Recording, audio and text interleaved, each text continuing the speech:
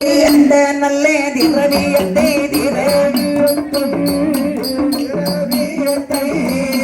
அருமையுள்ள பாலகனே அப்பா பாலகனே அந்த நல்ல திரவியத்தை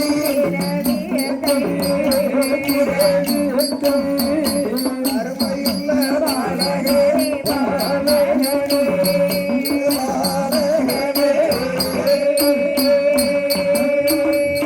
சுடலை உனக்கு என்ன வேலை தெரியுமாடா? தெற்குமேட்டு கலைஞரே திருமாத்தி மூடு ஒன்றிருக்கிறது.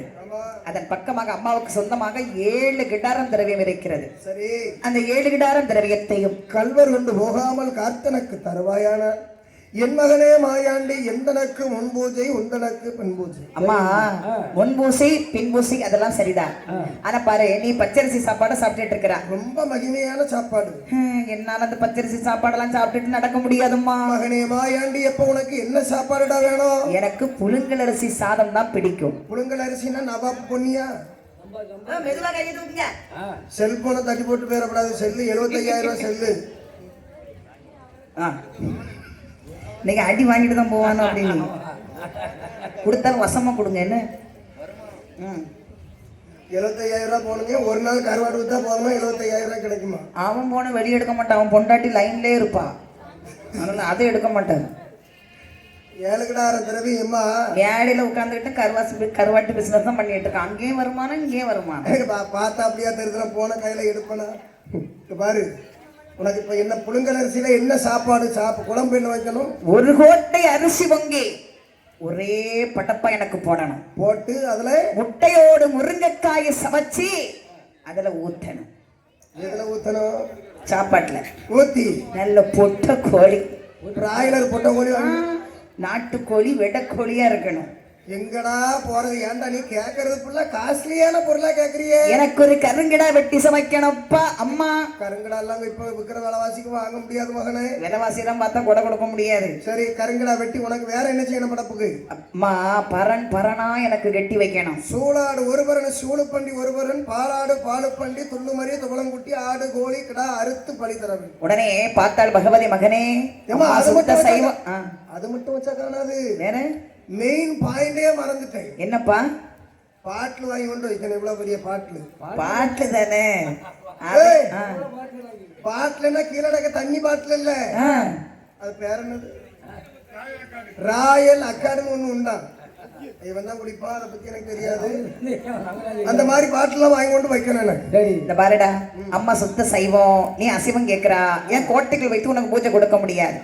கோட்டைக்கு வெளியே ஒரு காவல்காராக மறந்துகொள். மக்கள் கரங்கிட வெட்டி உனக்கு பூஜை கொடுப்பாங்க.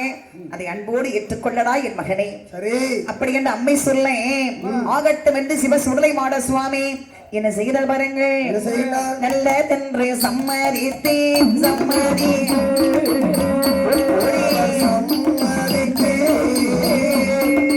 நலமுடனே குலுவீரும் குலுவீரும் நல்ல தென்று சம்மதித்தே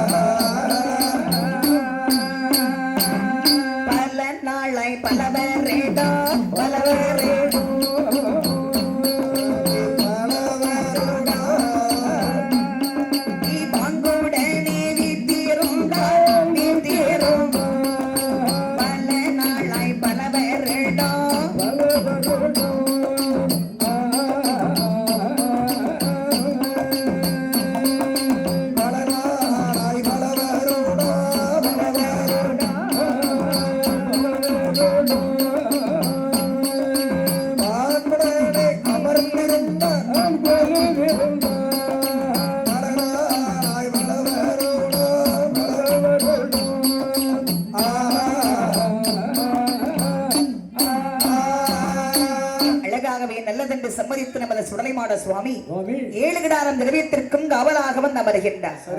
அமர்ந்திருக்கும் போது பாருங்க, பல நாள் பல வருடம் கழித்தது. சுடலையுடைய காவலுக்குள் கடவு செய்வனம் வந்து யாராவது வர முடியுமா? யாரும் வர முடியாதுல்ல, வர முடியுமா? மாயாண்டி காவல், அதாவது ஒரு சின்ன ஈ கூட அந்த சைடு இருந்தா அந்த சைடு கிராஸ் பண்ண முடியாது. ஆமா. அரணார் திருமகன் காவலில அட்டம் சுழிக்காத, அசக்காத்து வீசாது, காகம் பறக்காது, கருங்குருவி லாந்தாது. சரி, காகம் பறந்தாலும் 2 துண்டா அறுபட்டு சேருவோம். அப்படி சுடலைமாட சுவாமி காவலாக இருக்கும்போது ஒரு நாள் நினைக்கிறேன், நம்ம அம்மாவுடைய திரவியத்திற்கு காவலாக வந்து அமர்ந்தோம். எவ்வளவு நாளாகிவிட்டது, இந்த பக்கமாக களவு செய்யணும் யாருமே வரல, ஒரு ஆள் நடமாட்டமே கிடையாது. ஆனா இப்படியே உட்கார்ந்துகிட்டு இருந்தா நமக்கு நேரம் போகுமா? நேரம் போச்சதோ இல்லையோ, உட்கார்ந்து காலெல்லாம் சடைக்கிறதல்லவா. கொஞ்சம் அப்படி ஜாலியா அப்படி சுத்தி பார்த்துட்டு வரலாமா? கன்னியாகுமரி வர நீ கொடுத்து வச்சவன் உனக்கு ஒரு பெட்டி போட்டு உட்கார வச்சிருக்கு, நாங்க அப்படியா? ஆனா எப்படிமா பெட்டி போட்டு உட்கார வச்சுமே காலை அங்கேயும் என்னால நீட்டாம இருக்க முடியல. இப்படி மடக்கிறவா இறங்குறவரை இப்படியே தான் காலை வச்சிருப்பான்.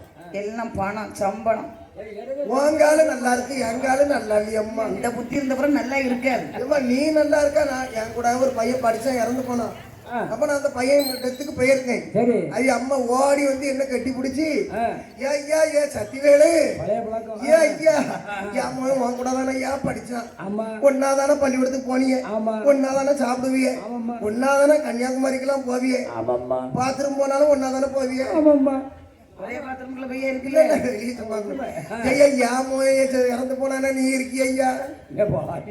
நானும் சாவணும்னு அழுதுகிட்டு இருக்கா பக்கத்துல இருந்து கட்டி பிடிச்சி. பார்த்தார், சுடலை இருந்த இடத்திலே இருந்து காலெல்லாம் சடைக்கிறது. சற்று நேரம் காடு சுற்றி பார்த்து வரலாம் என்று சுடலைமாட சுவாமி அப்படியே காடு சுற்றி பார்க்க சென்று விட்டார். அந்த சமயத்திலே அங்கே என்ன நடக்கிறது பாருங்க. மலையாள ஜீம ஏலே சீம மந்திரவாதி விரும்புலையா முன்னோரே முலையனிலோ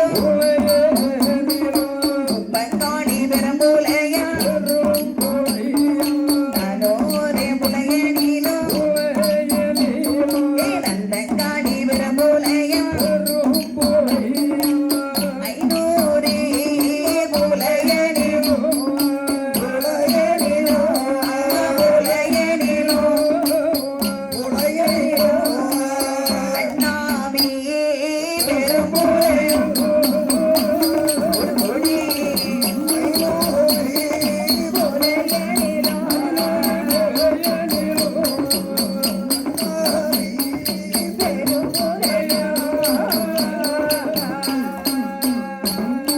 மலையாள சீமையில் வாழ்ந்து வருகின்றான் மாந்திரவாதி பெரும்புலையன். அவன் எப்படிப்பட்டவன் தெரியுமா? அவன் எப்படிப்பட்டவன்? முன்னூறு புலையனுக்கும் முப்பங்காளி பெரும்புலையன், 400 புலையனுக்கும் நந்தங்காளி பெரும்புலையன், 500 புலையனுக்கும் அண்ணாதி பெரும்புலையன். இருக்கிற மாந்திரவாதிகளுக்கெல்லாம் அவன் தான் தலைவன்.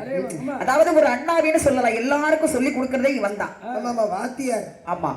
அப்படிப்பட்ட இந்த பெரும்புலையன் மாந்திரவாதிக்கு சரி மனைவி பெயர் என்ன தெரியுமா? மனைவி பேர், அவங்க பேர் என்னது? பெரும்புலச்சி. ஓ புலையன் புலச்சி. ஆமா. அதாவது அவ எதுக்கு பெரும் புலச்சின்னா புலையம்மாவா வந்து அது அப்பா வந்து ஒரு பெரிய புலவன், அதான் பெரும் புலச்சி. நம்ம மகன் வந்து பெருமுலையன் பெருமுலச்சி மன்னவனும் தேவியுமாகவே அழகாக வாழ்ந்து வரும் போது இவன் இந்த கர்ம வினைகளை செய்து வந்து கொண்டிருக்கிறான். இவன் செய்த கர்ம வினையானது திருமணமாகி பல வருடங்கள் ஆகியும் இந்த பெருமுலச்சி திருவயத்திலே ஒரு குழந்தை கூட பிறக்கல. திருமணமாகி 12 வருடங்கள் ஆகியும் ஒரு குழந்தை செல்வம் இல்லாமல் போனது பெருமுலச்சிக்கு. அப்ப பாருங்க, எந்த ஒரு செல்வம் இல்லாம இருந்தாலும் ஓரளவு சமாளிச்சுக்கலாம். கண்டிப்பாக ஒரு குழந்தை செல்வம் இல்லாமல் யாராக இருந்தாலும் நிம்மதியா சந்தோஷமா வாழ முடியாது. உடனே பெரும்புரட்சியானவள் மன்னவனை பார்த்து அழுது முறையப்படுகின்றாள். மன்னவனே என் கணவா மாலையிட்ட ராஜவா, மன்னவனே என் கணவா மாலையிட்ட ராஜவா 16 திருவயதில் மாவே என்னை மணமோடி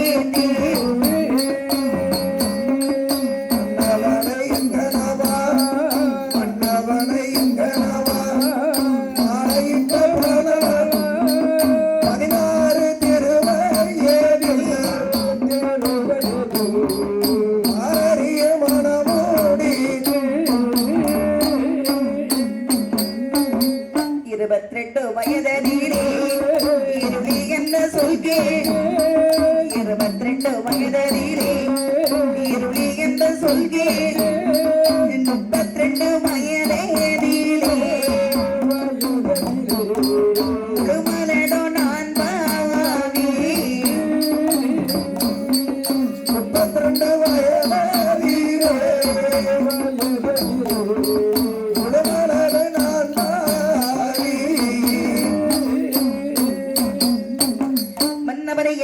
மாலையிட்ட மணவாளா 16 திருவயதில் பாரறிய மனமுடைத்தீர்கள் 22 வயதிலே இருளே என்ற சொல் கேட்டேன். அழாதம்மா அழாத. இப்போது எனக்கு வயது 32 தாண்டி விட்டதே மன்னவா.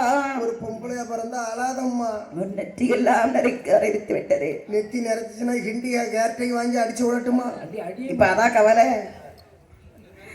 ஆனால் இத்தனை வருடங்கள் ஆகியும் நமக்கு அப்பா அம்மா என்ற ஆசையோடு அழைப்பதற்கு ஒரு குழந்தை செல்வம் இல்லாமல் போனதே மன்னவா. ஒரு 10-15 வருஷம் இருக்கும். இப்ப என்ன அவசரம்? நீங்க என்ன மாந்திரிகம் செய்து என்ன பலன்? எத்தனையோ பேர்களுக்கு குழந்தை இல்லாதவங்களுக்கு எல்லாம் மாந்திரிகம் செஞ்சே குழந்தை வரம் கொடுத்திருக்கேன். ஆனா நமக்கு உன்னுடைய வயிற்றிலே ஒரு குழந்தை இல்லை அம்மா. அப்படி என்ன மன்னவரம் தேவியமாக மனக்கவலை கொண்டவர்கள். அப்ப பாருங்க, இந்த பெருமுறையிலுக்கு ஒரு கவலை என்னன்னா, எவ்வளவோ மாந்திரிகம் செய்து எவ்வளவோ குடும்பத்துல நல்லது செஞ்சிருக்கிறோம், கெட்டது செஞ்சிருக்கிறோம். ஆனா நம்ம மனைவிக்கு ஒரு குழந்தை இல்லையே. இந்த மாந்திரிக தொழிலை செய்யணும்னா நமக்கு பிறகு நமது பிள்ளை இருக்கணும், கண்டிப்பா இருக்கணும். ஆனா நமக்கு ஒரு குழந்தை இல்லையே என்று அப்படி கவலையோட வந்தா பாருங்க. ஒரு ஆலமரத்தடியிலே அப்படி கவலையோடு வந்து உட்கார்ந்து இருக்கிறான். அமர்ந்திருக்கும் போது அங்க என்ன நடக்குது பாருங்க. ஒரு காகம் ஔவையார் விரதம் இருந்த ஒரு மாவுருண்டை. ஔவையார் நோம்புன்னு சொன்னா அந்த காலத்துல பெண்கள் இருப்பாங்க. அதாவது பெண்கள் அப்படின்னா ராத்திரி தூங்காம இருந்து உப்பு போடாம அந்த மாவை வந்து உருண்டை மாதிரி பிடிச்சி அவிப்பாங்க. அந்த ஔவையார் விரதம் இருக்கிற இடத்துக்கு ஆண்கள் போகக்கூடாது. ஆண்கள் போனா அவங்க மாசமாயிருவாங்க. அவங்க மோசமாயிருவாங்களா? இல்லடா, ஆண்கள் வந்து அங்க போகக்கூடாது. ஆண்கள் கண்ணில் முழிக்க மாட்டாங்க. அடுத்தது பாரு, ஒரு மாவுருண்டை அவிப்பாங்க. இந்த மாவுருண்டையை ஆண்கள் சாப்பிடக்கூடாது. அந்த மாவுருண்டை ஏன் சாப்பிடுறாங்கன்னா, குழந்தை இல்லாத பெண்கள் இந்த ஔவையார் விரதம் இருந்து அந்த மாவுருண்டையை சாப்பிட்டாங்கன்னா குழந்தை பிறக்கும் என்பது ஒரு ஐதீகம். அப்போ இந்த மாவுருண்டை ஒரு காகம் எடுத்து வந்து பெருமுளைய வழியில கொண்டு போடுது. அப்ப இவன் ஆடவர்கள் சாப்பிடக்கூடாது பாத்தீங்களா. இந்த மாவுருண்டை கொண்டு வந்து தன் மனைவி கையில கொடுக்கிறான். சிரிச்சு பேசி ஒரு நாளாவது சந்தோஷமா என்ற பேசியிருப்பியா? இந்த மாவு உருண்டையை சாப்பிடுவோம், குழந்தை பிறக்கும். நீர் எவ்வளவு வச்சிருக்கீங்க? இது என்ன அப்படி என்ன மாவுருண்டை கொண்டு கொடுத்தா பாருங்க. வாங்கி சாப்பிட்டால் வெறுங்குலைச்சி. அன்று முதல் கருவுற்றாள். கருவுற்றவள் எப்படி இருக்கிறாள் பாருங்கள். 1வது மாதத்திலே 2வது மாதத்திலே 3வது மாதத்திலே 4வது மாதத்திலே 5வது மாதத்திலே அன்முகனை தஞ்ச வந்தாள். 5வது மாதத்திலே 6வது மாதத்திலே ஓடம்மா அலசி 7வது மாதத்திலே ஓடே ஆமா 8வது மாதத்திலே ஆமா ஓடே 8வது மாதத்திலே ஆமா ஊரறிய மங்களிட்ட ஆமா துமாவான போதே ஆளுமதே ஆள போதே அத்தையர்க்கு மேலாதே. பெருமுலச்சியானவள் கருவற்றாள்.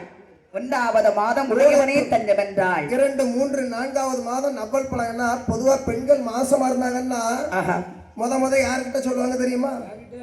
கணவர்கிட்ட போய் சொல்லுவாங்க. அது இப்ப உள்ள பெண்கள்லாம் சகஜமா போய் சொல்றா. ஏய் ராஜா, யாரு புருஷனா மாசமா இருக்கண்டா, ரொம்ப சந்தோஷமா வச்சுக்க. உடனே இவன் என்ன பண்ணுவான், வாட்ஸ்அப் குரூப்ல எப்படி போடுவான் தெரியுமா? My wife pregnant. என்னமோ வீர சாகசம் பண்ணிட்ட மாதிரி உடனே. அந்த நாளையில பெண்கள்லாம் கணவர்கிட்ட போய் எப்படி சொன்னாங்கன்னா, என்னங்க அம்மா அம்மா வெக்கமா இருக்கு. ஆமா 27, 37, 10 தான் வெக்கப்பட்டிருக்கா அந்த காலத்துல. என்ன பண்ணிட்டு இருக்கா இப்போ? வெக்கமா இருக்கு. இப்படிதான் வெக்கம் வந்தா துணி மேல மாற தூக்கிடுவேன். சும்மா இருக்கேன் இருக்கு யார. சரி எங்க வாங்க சொல்லு. நம்ம வீட்டுல எத்தனை பேரு? நம்ம 2 பேர். எங்க அம்மையை தான் அடிச்சு விரட்டிட்டியே. அவளை வச்சுட்டாலும் அந்த வீடு விளங்கிறோம். நம்ம எத்தனை பேரு? 2 பேர் தான். இனிமேல் நம்ம 3 பேரு.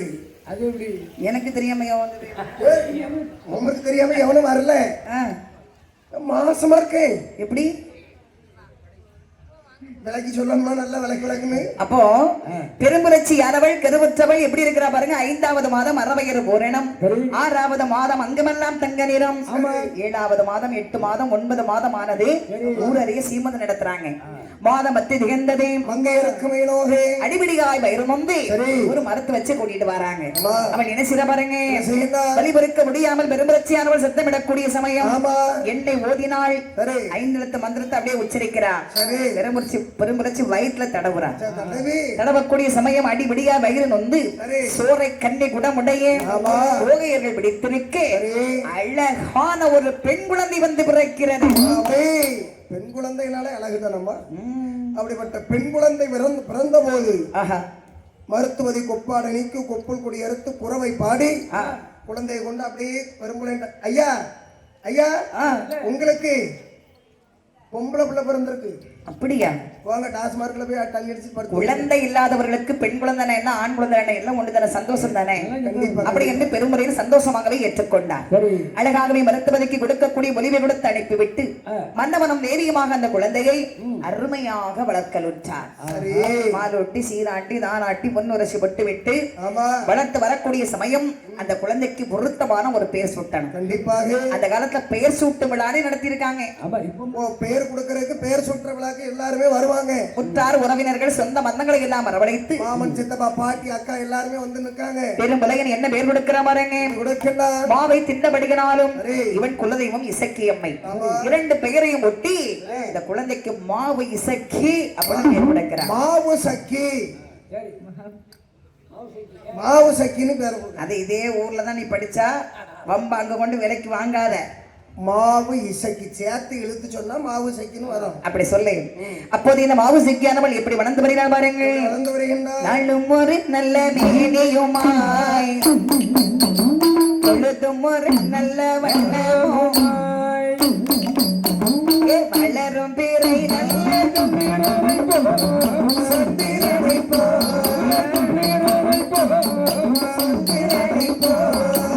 வளர்ந்து மாறாள் மாவிசைக்கு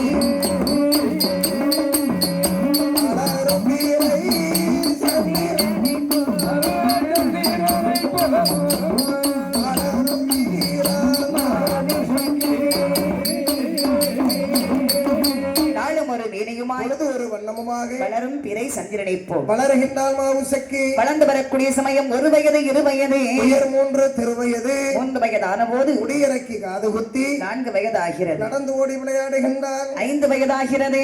அம்மா அழகாக ஒரு ஆசாங்கிட்ட கொண்டு படிக்க வைக்கணும் தன் மகளை.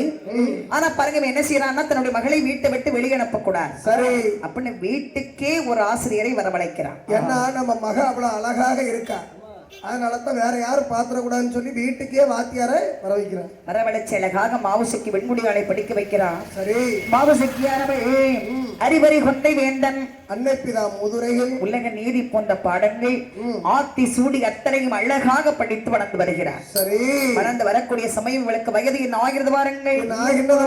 16 திருவயது பாவையருக்கு பிறந்ததும் ஆமா மங்கையவள் திருப்பூற்றாள். 16 வயசுல தெருவை தூக்குறாளா? ஆமா, வீட்டை தூத்தா காணாதா தெருவடியே தூக்கிட்டாளேனோ. அவ பெரிய மனுஷி ஆயிட்டாடா.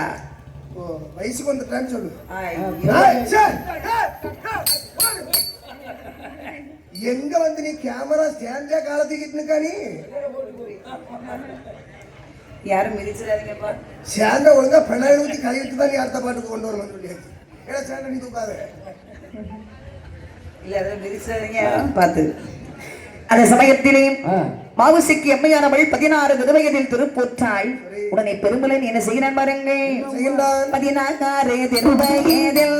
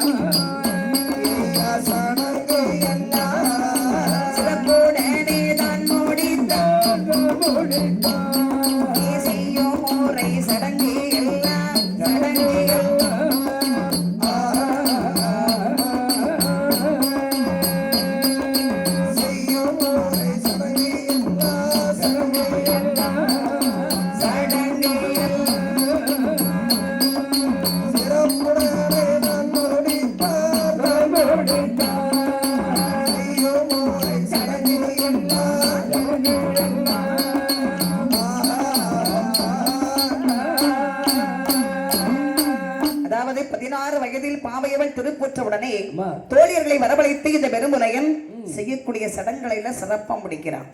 முடித்தவன் என்ன செய்த பாருங்க, அந்த காலத்தில் அரசர்கள் தன்னுடைய மகளுக்கென்று கன்னியாமாடம் கட்டி தன்னுடைய மகளை தோழியரோடு தன்னந்தனிமையா வளர்ப்பாங்க. அதுபோல இந்த பெருமுலையனுக்கு என்ன செய்ய ஆசைன்னா, தன் மகளை ராணி போல் வளர்க்கணும். சரி அப்படின்னு சொல்லி அவளுக்கென்று 7 அரங்கு மாளிகை கட்டுகிறார். 7 அரங்கிலும் கீழே ஒரு அரங்கு கட்டுறான், பாதாளத்துல ஒரு அரங்கு கட்டுறான். ஏன்னா தன்னுடைய மகளை யாரும் பார்க்க கூடாது, ஏன்னா அவ்வளவு ஒரு அழகி. 7 அரங்கு மாளிகை கட்டி 7 அறைக்கு கீழறையில கட்டிருக்கான் பாத்தீங்களா, அந்த அறையில கொண்டு மாவுசிக்க வைக்கிறான். ஏன்னா எவனாவது மாவுசிக்க பார்க்கன்னு வரும்போது மேல ஓடியும் தேடி கிடப்பான், கீழே ஒரு ரூம் இருக்கிறது தெரியாது, ஆமா வெளியே போயிருவான் இல்லைன்னு சொல்லி. அப்படி என்ன அழகாக மாவுசிக்கு பின்னாலே கட்டும் காவலமாக பெருமுறையின் வளர்த்து வரக்கூடிய சமயம் இவருக்கு 16 தோழியர்கள். பறிவுடனே இவள் வளர்ந்து வரும்போது சரி இந்த மாவுசைக்கு அழகிலே பேர் அழகி, ரொம்ப அழகு, அழகுன்னா சொல்ல முடியாத அளவுக்கு அழகு. அப்ப இந்த பெருமுறைக்கு ஒரு ஆசை, தன் மகள் பெற்ற மகள் இவ்வளவுதான் அழகாக இருந்திட்ட போதிலும் தன் அழகு போதாது. மாவுசைக்கு யாரும் நேர்ல பாத்துருக்க மாட்டாங்க. ஆமா, அப்ப இப்ப உதாரணத்துக்கு உங்களுக்கு சொல்லணும்னா, நான் பொம்பளை வேஷம் போட்டு வந்தா எப்படி இருக்கும், அப்படி ஒரு தேவயானி சூரியவம்சம் தெய்வயானி மாதிரி இருப்பேன், அதே மாதிரிதான் நம்ம மாவுசைக்கு இருப்பான்.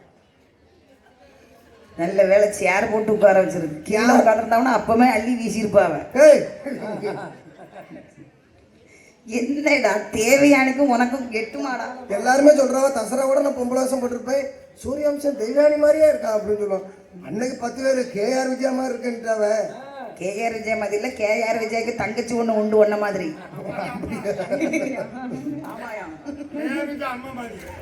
அப்போ இந்த பொம்பளை நடிகர் பேரு ஃபுல்லா தெரியும், குடும்ப வரலாறு ஃபுல்லா படிச்சு வச்சிருப்பாங்க. மாவுசைக்கு அழகிலை சிறந்தவளாக இருந்தாலும் பெருமுறைக்கு ஒரு ஆசை, தன்னுடைய மகளுக்கு நகை பூட்டி அலங்கரிக்கணும் ஒரு ஆசை. அப்ப இவன் பார்க்கும்போது இவங்க கையில எந்த ஒரு பொன்பொருளும் இல்லை. சரி, ஏன்னா அதாவது அப்பதான் 7 அரங்கு மாளிகை கட்டி முடிச்சிருக்கிறான். ஆமா, லோன் போட்டு எல்லா பணத்தையும் வச்சு கட்டி முடிச்சிருக்கான். உடனே என்ன செய்யற பாருங்க, எங்காவது திரவியங்கள் இருக்கிறதான்னு சொல்லி மை போட்டு பாக்குறான். சரி, பார்க்கும்போது 7 கிடாரம் திரவியம் இந்த பெருமுலையின் கண்ணுக்கு தெரிகிறது. உரிமாட்டை கொண்டு வந்தான், 1 கிடாரம் திரவியத்தை களவாடி சென்று விட்டார். ஆமா, காடு சுற்றி பார்க்க சென்று நம்ம சுடலை வந்து பார்க்கிறாரு, 1 கிடாரம் திரவியத்தை காணவில்லை. சரி, நேராக எங்கே வருகிற பாருங்கள், இங்க வருகின்றார். பகவதி அம்மா இடத்தில் வந்தார். அம்மா, மகளே, தாயே பகவதியே, என்ன நடந்துச்சுன்னு உனக்கு தெரியுமா? என்னது, எனக்கு ஒண்ணும் புரியல. பாருமா, என்னுடைய காவலுக்குள் இருந்த 7 கிடாரம் திரவியத்தில் 1 கிடாரம் திரவியத்தை காணவில்லை. காவலுக்கு இருந்தது காணவில்லை, நீதானே இருந்த? அம்மா. அப்புறம் நகை எங்க போச்சு? அம்மா, சற்று நேரம் கால் வலிக்குன்னு சொல்லி காடு சுற்றி பார்க்க சென்றேன். அம்மா, ஏன் அதுல இருக்க வேண்டியது, காலை நீட்டி போட்டு உட்கார்ந்து இருக்க வேண்டியது. 1 கிடாரம் திரவியம் யார் கஷ்டப்பட்டு வாங்கின நகை? இந்த பார், களவு செய்தவன் யாருன்னு உனக்கு தெரியுமா தெரியாது, அதை மட்டும் சொல்லு. மகனே, அந்த திரவியத்தை களவு செய்தது வேற யாரும் இல்லை.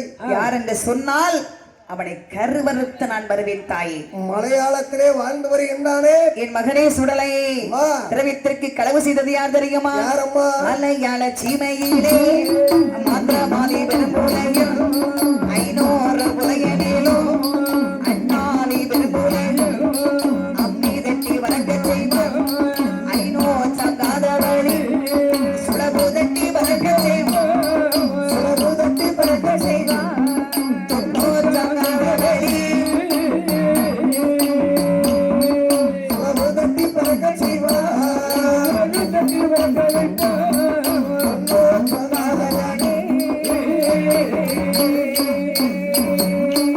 மலையாளட்சுமியில் வாழ்ந்து வருகிறான் மாந்திரவாதி பெரும்புலையனடா. அவன் எப்படிப்பட்டவன் தெரியுமா? மாங்காய தூதனுப்பி சிறைபிடிப்பான், தேங்காய தூதனுப்பி தேன்மொழியை சிறைபிடிப்பான், அம்மி தட்டி பறக்கச் செய்வான், 500 வழி பறக்க செய்வான், சுடவு தட்டி பறக்கச் செய்வான், 90 வழி கூடு விட்டு கூடு வாய்வான். எல்லாம் குசலவத்தை படிச்சவன். மை உண்டு சிமிழ உண்டு, மயக்க விட்டை பாடம் உண்டு. உன்னை கண்டாரே ஆனால் பிடித்து சிவனுக்குள்ளே அடைத்து விடுவான்டா என் செல்வ மகனை. திரவியம் போனால் என்ன தெய்வ மகன் போக வேண்டாம். மகனை, 1 கிடாரம் திரவியம் தான்டா என் செல்ல மகனே, நீ வேண்டாண்டா. 1 கிடாரமா இருந்தானே 1 ரூபாயா இருந்தானே, களவு களவுதானே. களவு செய்தவனை கருவறுக்காமல் விட மாட்டேன். 1 ரூபா கடந்துச்சு, எவன் எடுத்து சட்டப்பா இருப்பு போட்டுக்கிட்டான். இந்த பாரம்மா, சொல்றத கேள்டா. அம்மா, வாட்டி வரம் கொடுத்து வல்லையத்தை கை கொடுத்து, ஓட்டி வரம் கொடுத்து பொறுப்புரம்பை கையில் கொடுத்து அப்புறம் என்ன அனுப்புமா அப்படின்னா சுடலை. அம்மா பகவதி எவ்வளவோ தடுத்தாங்க, நம்ம சுடலை கேட்பாரா? பார்த்தால் அம்மை பகவதியாய் வாட்டி நல்ல வரம் கொடுத்தா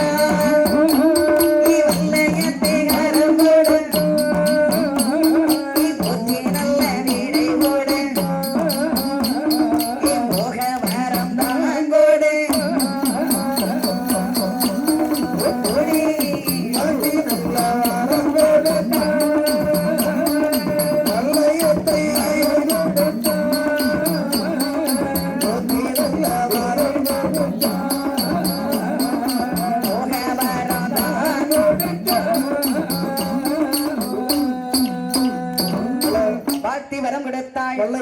கொடுத்து போற்றி விடை கொடுத்து போக விடை கொடுத்த உடனே சுடலைமான சுவாமி புறப்படுறார். மலையாளச்சிமையில விட்டு அப்படியே அதாவது கன்னியாகுமரி விட்டு வர சரி வரக்கூடிய சமயம் நினைக்கிறாரு, இதே ரூபத்தோடு சென்றமையானா அந்த பெரும்புலையை நம்மையும் பிடித்து சிமுனுக்குள்ள அடைச்சிருவான். அப்புறம் நம்மை காப்பாற்ற நம்ம அம்மா வரணும். அப்படியானால் முதல்ல இவன் யாரு, இவன் வீடு எங்க இருக்கு, இவன் எப்படிப்பட்டவன் சொல்லி இவனை கண்டுபிடிக்கணும் அப்படின்னு சொல்லி நேர எங்க வர பாருங்க.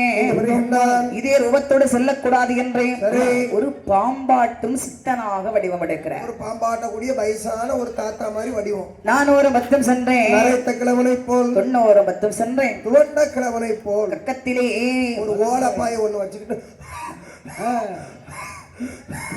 இப்படியே இழுக்குது அவருக்கு. ஒரு பாம்புகளை பிடிச்சு அடைக்கிறார்.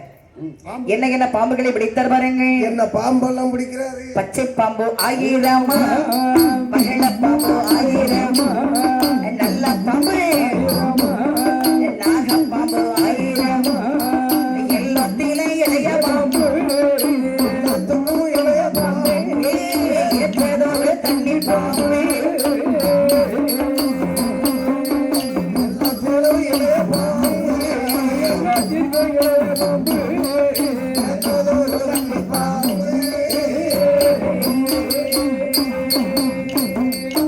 பாம்பு 1000, பவள பாம்பு 1000, நல்ல பாம்பு 1000, கண்ணாடி பிரியன் 1000. கண்ணாடி பிரியன் இல்லாத கண்ணாடி விரியன். கண்ணாடி வரையும் எங்க பாட்டியை கடிச்சு விட்டு கடைசியில ஆஸ்பத்திரிக்கு சீரியஸா கொண்டு போனோம்.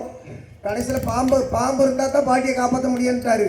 நான் ஓடி வந்து பாம்பை பிடிச்சி ஒரு சாக்குல போட்டு கொண்டு போனேன். கடிச்ச பாம்பு ஆஸ்பத்திரி போயிட்டு வரைக்கும் அதே படத்து கிடந்துச்சு. அதேதான் கிடந்துச்சு அசையாம. ஐயாப்ப மண் உழுவனா இருக்கும். கடைசியில பார்த்தா மண் உழவு பாம்பா இருக்கு. இந்த இடிவா அலமரிச்சுட்டா என்ன கடிச்சு விட்டு அப்படின்னு கண்ணாடி புடிச்சம் கடிச்சு விட்டு நீ குடும்பமே இப்படிதான் இருக்கும் போது. சரி அது இருக்கட்டும். 1000 பாம்புகளை பிடித்தான்னு சொல்லியிருக்கிறாங்களே, நம்ம சுடலையாண்டவர் எப்படி கொண்டு போயிருப்பாரு? மொத்தமா ஒரு டாடா ஏசியை வர வச்சு நூடுல்ஸ் அல்ற கரண்டியை வச்சு பாம்பு அள்ளி போடுறாரு. போட்டு கதை வச்சு பூட்டிட்டு கொண்டு வந்து 1000 பாம்புகளை பிடித்தான்னு சொல்றாங்க. நான் 1000 பாம்பு பிடிக்கலடா. மகுடிக்கு படம் விரித்து ஆடக்கூடிய பாம்பை வச்சுதான் பாம்பாட்டு காட்ட முடியும். மகுடிக்கு படம் விரித்து ஆடக்கூடிய பாம்பு என்ன பாம்பு? என்ன பாம்பு? நல்ல பாம்பு மட்டும்தான் ஆடும், மற்ற பாம்பு ஆடாது. கனகபுரம் எசன் கோயில் கடற்கரையில 5 தலை நாகம் என்ன பார்த்து படம் எடுத்துச்சு. அம்மா எனக்கு நான் பயம், உடம்புல நனைஞ்சிட்டு. எப்படி நனைஞ்சிச்சு? வேர்வையிலையா? வேர்வை இல்ல, தானாவே எல்லாம் போயிட்டு. சரி அப்படின்னா கீழே மேல எப்படி நினைக்க எப்படியோ தெரியல. எங்களை பார்த்தா உனக்கு எப்படி தெரியுது? அந்த செல்போன்ல போட்டோ எடுக்கிறேன். 5 தலை நாகனா யாரு நம்ம மண்டாவை பாத்தியா? ஆமா, போட்டோ எடுக்கேன். போட்டோ எடுத்தா என்ன பார்த்து அப்படியே அசையாமனுக்கு அந்த ஆளை ஓடி வாரேன். ஓடி வந்து ரோட்டுக்கரையில நின்று இந்த போட்டோவை தெளிவா பார்க்கணும், ஜூம் பண்ணி பாக்குறேன். என்னாச்சு? அது எவனோ காவலையை வெட்டி போட்டிருக்கா, பாம்பு மாதிரி தெரிஞ்சிருக்கு. காவலையை வெட்டி போட்டா நட்டமாவமா நிற்குமா? என் நேரத்துக்கு நட்டமா நின்றுட்டு இருந்திருக்கு. அப்போ அதாவது நாகப்பாம்பு மட்டும்தான் படவரித்து ஆடும். நம்ம சுடலையாண்டவர் பிடித்தது ஒரே ஒரு பாம்பு. அது பார்ப்பவர்கள் கண்களுக்கு 1000 காட்சி கொடுக்கிறது. அந்த நல்ல பாம்பு நாக்க நீட்டிட்டு கொண்டு போகுது. பாம்பை வெடித்தார் நேராகவே நந்தமரனூருக்கு வருகிறார். பெருமுலையின் அரண்மனை அதுவென்று அறியாமல் அழகா 4 சாலை தெருவு. அதுல வந்து சுடலைமாட சுவாமி அழகா 60 அடி கம்பத்தை நாட்டுறார். அழகாக நின்று கொண்டு அழகாக பாம்பு விளையாட்டு காண்பிக்கின்றார். இப்படி பாருங்க, ஆட்டு பாம்பே விளையாட்டு பாம்பு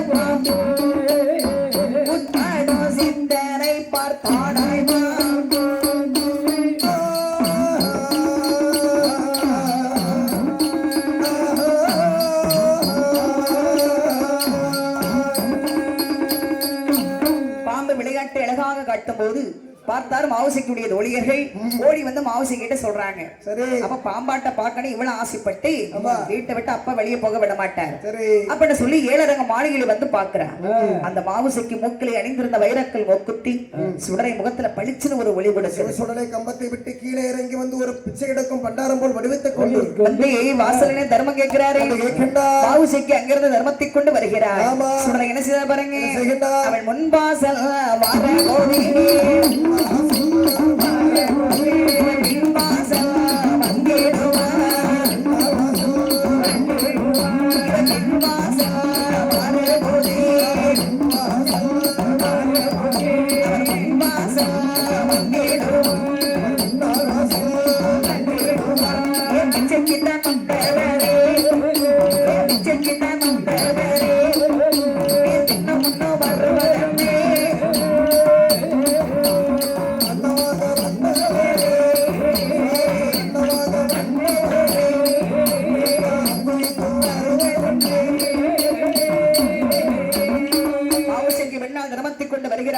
சுடலை அங்கு எங்குமா அலைய விட்டு பாக்குறேன். உடனே மாவுசைக்கு சொன்னாங்க, தாத்தா வயசான காலம் ஏன் தாத்தா அங்கேயுமா அலைகிறீங்க? நான் பிச்சைக்கு வரலடி ஒண்ணு பெண் கேட்டு வந்தேன். வயசான காலம் இதெல்லாம் வேண்டாம், தர்மத்தை வாங்கி தாத்தாக்கு வந்து ரொம்ப தாகமா இருக்கும். உங்க அப்பாக்காக பால் கறந்து வச்சிருக்கா பாத்தியா, வெள்ளி சம்பள பால், அந்த பாலை குடுமா அப்படி என்று சுடலையாண்டவர் கேட்கும் போது அப்பதான் மாவுசைக்கு உணர்றான். விளையாட்டாக வந்த பண்டாரம் என்று நாமும் அறைய விட்டு வெளியே வந்து விட்டோமே, அவன் வினையாக பேசுகின்றானே அப்படின்னு புலம்பக்கூடிய சமயம் சுடலை சொல்றார். அடி பெண்ணே, தகப்பன் பெரிய மாந்திரவாதி சொல்றீங்க. உண்டகப்பன் மந்திரமும் வாயாண்டி தந்திரமும் எண்ணியட்டு நாளைக்குள்ளே உன்னை கற்பழியா பட்சத்திலே நான் இல்லை மாயாண்டி சுடலனை மாறுபடுத்தி சபதத்தை எடுத்தார். சபதம் விட்டுக்கொண்டு நேர சுடலை எங்க வராரு பாருங்க. அதாவது ஒரு நாள் நல்ல சமயம் பார்த்து இவளை கருவறுக்கணும் அப்படின்னு சொல்லி அடுத்த வெள்ளிக்கிழமை சுடலையாண்டவர் மாவுசைக்கு அரண்மனைக்கு மறுபடியும் வார வந்தவர் ஒரு பள்ளியாக வடிவத்திக் கொண்டு சாவி போடும் துவாரத்தை உள்ளே சென்று நினைத்த காரியத்தை நிறைவேற்றி அவர் சென்றார். அன்று முதல் மாவுசைக்கு கர்ப்பமானார்.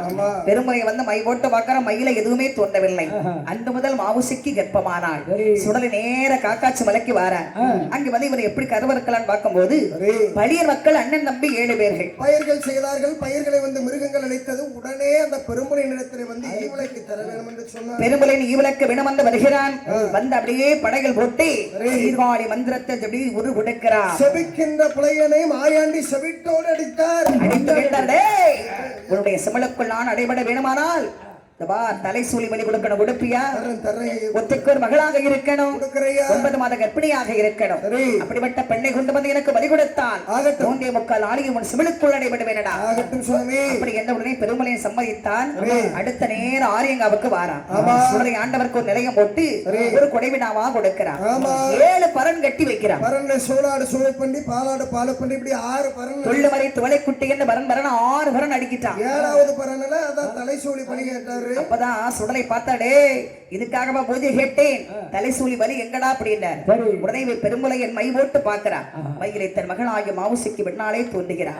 மகளோ பெரிதல்லை மந்திரண்டான் பெரிது கொண்ட வருகிறேன் சற்று ஒரு என்ற தண்டிலை நடத்தி கொண்டு நேர வீட்டுக்கு வந்தான். மாவுசைக்கு நமது குல தெய்வத்திற்கு ஆரியங்காவில் வைத்து ஊட்டு பூசி கொடுக்கிறேன். அப்ப நான் மாசமா இருக்கிற இந்த நேரம் என்னால வர முடியாதுன்னு சொன்னாலும் குலதெய்வத்தின் விபூதியாவது நெற்றிகளை வைத்துக் கொள்ளமா என்று மையெடுத்த மகள் நெற்றிகளை வைத்தான். மாவுசைக்கு மதிமரண்ட வருகிறேன் என்று புறப்பட்டாள். தண்டிலே அமர வைத்தான். கொண்டு வருகிறான் மலங்காவிற்கு. என் மகளே 9 மாத கர்ப்பிணியா இருக்கிறா, கீழே உன்னால அமர முடியாது. மாவுசைக்கு மெதுவா 7வது பரன்ல போய் அமர்றான். அமர்ந்தவுடனே மகளுடைய கை கால்களை கெட்டபடம் வந்து கத்தாளின் ஆறுமுறைக்க சென்றார்.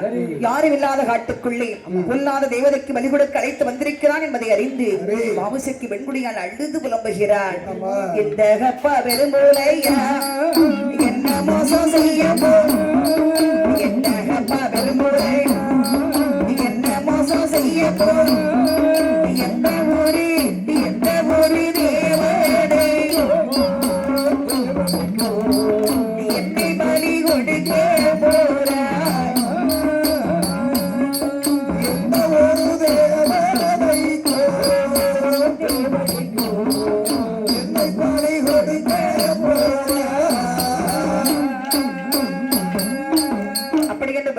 சமயம் சரி. தலைவாளைகளை விரித்து தன் மகளை அமர வைத்தான். ஆமா. அப்படியே மந்திர வாளை கரமெடுத்தார். சரி. வாளை அருவாளை பார்க்கும் போது பதறுதடா அங்கமல்ல. அருவாளை பார்க்கும்போது அங்கமெல்லாம் மதுரை மாயாண்டி சொல்றாய். ஏய், என்ன நடந்துகிட்டு இருக்கு? நேரம் தவறுகிறது, வெட்டி முறித்து வழிவிடடா.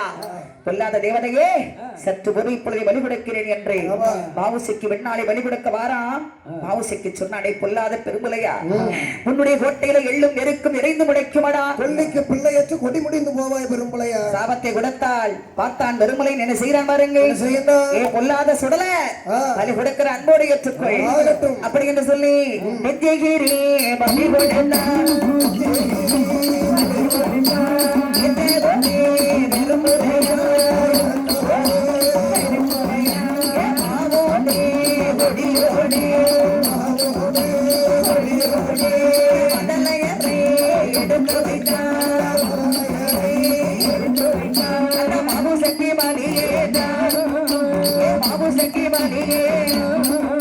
இந்த மாயாண்டி சிவசுடலை